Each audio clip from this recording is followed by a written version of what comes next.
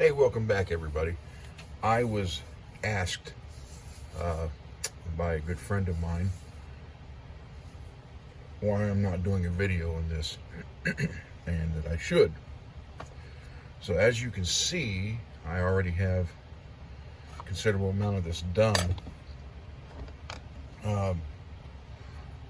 What I have is my Performance Center Smith & Wesson 44 mag built-in compensator, and I do have a Bushnell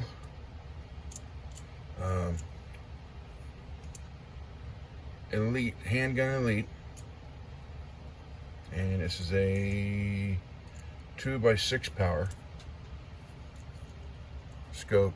When I bought this scope, it was $500, like $520 plus then whatever tax and stuff was. I need to get a good set of rings for it. I do not like this set. It's just Weaver.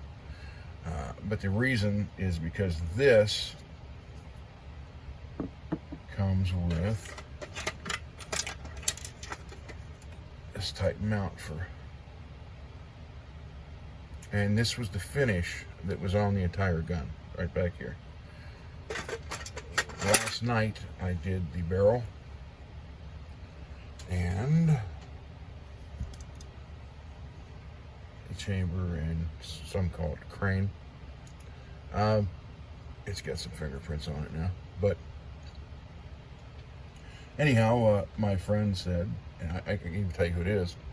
It's Defender of Freedom. Used to be Humans for Targets. Paul over there, I was sending him some text last night with some pictures, and he made a comment.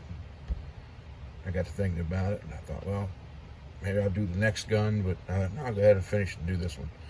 So what I'm doing is sanding with 800, 1,000, 1,500, 2,000, and then somewhere in here is 2,500. After I'm done with that, I hit it with flits and a stiffer wheel. After I'm done with that, then I go into Tech Diamond stuff, polishing compound. Now once you get into here, you don't ever have to, you're not really removing any metal. Actually, you're not removing any metal with flits either. But this is definitely polishing, and that's exactly what this does. So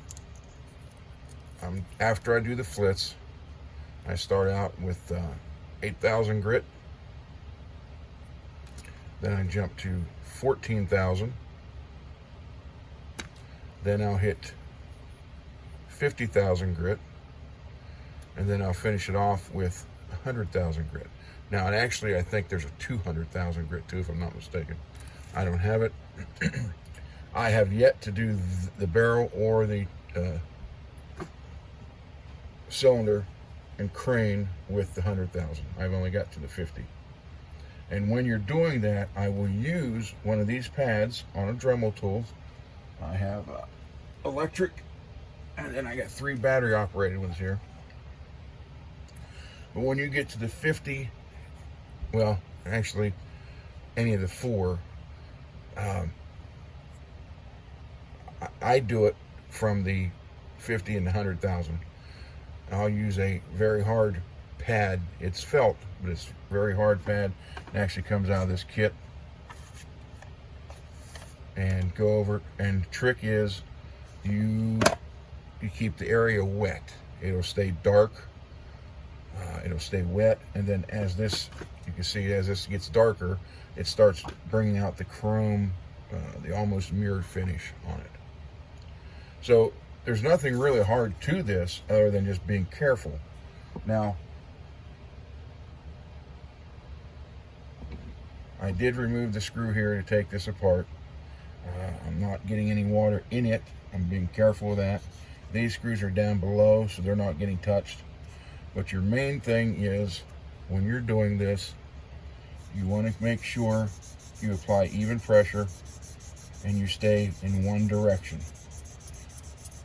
Because if you do it this way, then go up this way and this way, it's going to be a lot harder for the flits and everything else to get it out. That's why you're going from, I'm not using 400, 800 only, and then I'm going from there up. And if you go all one direction, it makes it a lot easier for the rest of the sandpaper, and you get obviously a better finish. But I'm just hitting this with 800 first, just to knock this. The whole thing was like a glass bead finish.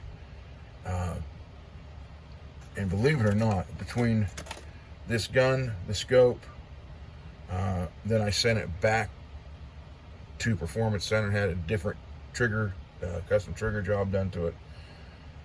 So I have, I don't know the exact amount, but let's just say a few hundred, over 2,000 invested in this whole thing. And I was real hesitant to do this to it, but I like shiny stuff. If it can shine, I want it to shine. So I went ahead and did it. And I started on it with just a cylinder, because I thought, well, if I don't like it, I can leave the cylinder in it, because Smith & Wesson does sell some custom orders where you can get the entire gun polished and the cylinder glass beaded, or everything glass beaded and the cylinder would be polished. So it's not a big stretch if I left it that way. And then I started looking around, and it just had just not dings, but just little marks where the bead, just from, I've had this gun now for, I don't know, maybe 10 years, and it's only had 6 rounds through it. That's it. And I almost wish I never would have done that now. I just did it when I first got it.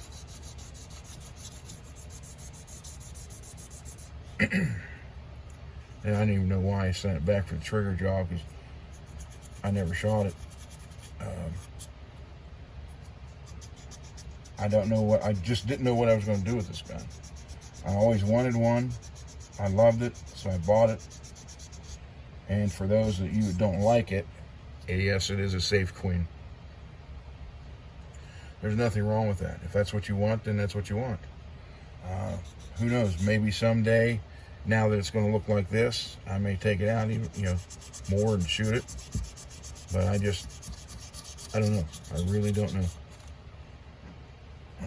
I had no, when I bought it, I had visions of target shooting with it. I don't hunt,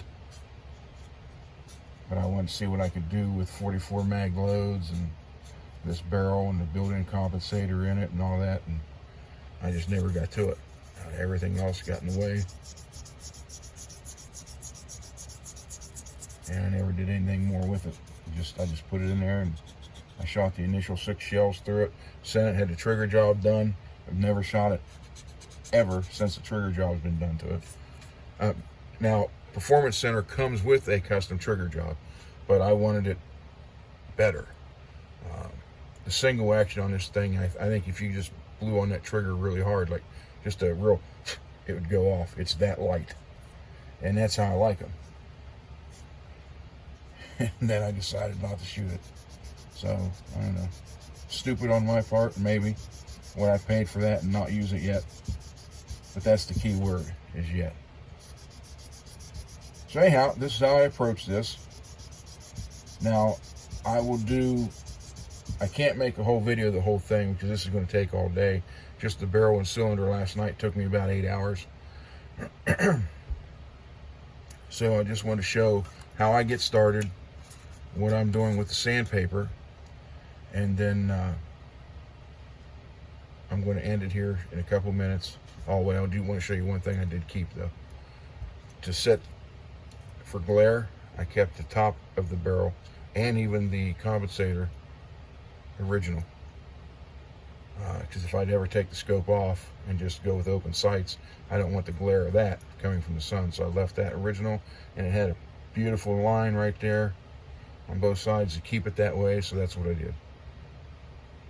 So anyhow, yeah, I'll do, when I get into the polishing part of it, I'll add, it'll be part 2, and then the final part with the 50 and 100,000 grit, I'll go over that and show how I finish it all up. and that'll be part 3, and all assembled, and you'll see the whole thing done. So with that being said, thank you for stopping by. I know it's a short video, and for once, I said I was going to do a short video, and I did. That's good. Paul, thank you for the idea. Everybody, see you soon.